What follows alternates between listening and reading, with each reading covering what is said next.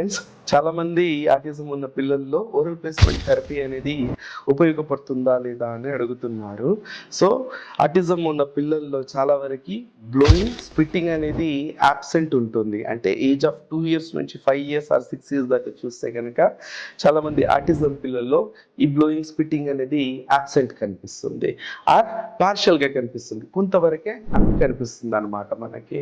So ఇలాంటి పిల్లల్లో మనకి ఈ ఓరల్ ప్లేస్మెంట్ థెరపీ అనేది చాలా మంచి ఆప్షన్ అనమాట మనకి. దీంట్లో ఏం చేస్తాము అని అంటే మనము పాసివ్గా మూమెంట్స్ అనేది ఇస్తాం మనము. So different types of tools అనేవి ఉంటాయి మనకి ఈ ఓరల్ ప్లేస్మెంట్ థెరపీలో. ఈ టూల్స్ ద్వారా మనము ఈ ఓరల్ ప్లేస్మెంట్ థెరపీ చేయడం వల్ల వాళ్ళకి tongue movements, lip movements, jaw movement, spitting, blowing, chewing, sucking ఇలాంటివి వాళ్ళ ఏజ్కి తగినట్టుగా వాళ్ళు పర్ఫామ్ చేయడం ద్వారా వాళ్ళకి ఫొనేషన్ అనేది కోఆర్డినేషన్ బేస్డ్గా వస్తుంది. అంటే వాళ్ళు ఎప్పుడైతే మాట్లాడాలనుకుంటున్నారో అప్పుడు కరెక్ట్గా అనేది వస్తుంది. దాన్ని మనం ఆన్ డిమాండ్ స్పీచ్ అని కూడా అంటాం మనము. చాలామంది ఆటిజం పిల్లల్లో ఆన్ డిమాండ్ స్పీచ్ అనేది కనిపించదు, వాళ్ళల్లో కనిపించేది ఆన్ దేర్ మూడ్ స్పీచ్. అంటే వాళ్ళకి ఎప్పుడైతే మూడ్ ఉంటుందో వాళ్ళు అప్పుడే మాట్లాడతారు అనేది మనం చాలా సందర్భాల్లో చూస్తాం ఆటిజం పిల్లల్లో.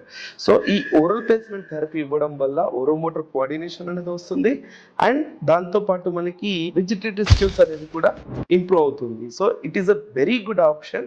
ఇప్పుడైతే మనం ఆటిజం ఉన్న పిల్లల్లో మనము ఈ ఓరల్ ప్లేస్మెంట్ థెరపీ ఇస్తే కనుక వాళ్ళకి మాటల స్పష్టత రెండు కూడా పెరుగుతుంది. మీ చుట్టుపక్కల కనుక ఆటిజం పిల్లలు ఎవరైనా ఉన్నారు, లేదంటే వాళ్ళకి మాటల స్పష్టత అనేది లేదు అని కనుక మీరు గ్రహిస్తే కనుక మీకు దగ్గరలో ఉన్న అశోక చైల్డ్ డెవలప్మెంట్ సెంటర్ని మీరు సంప్రదించండి. Thank you.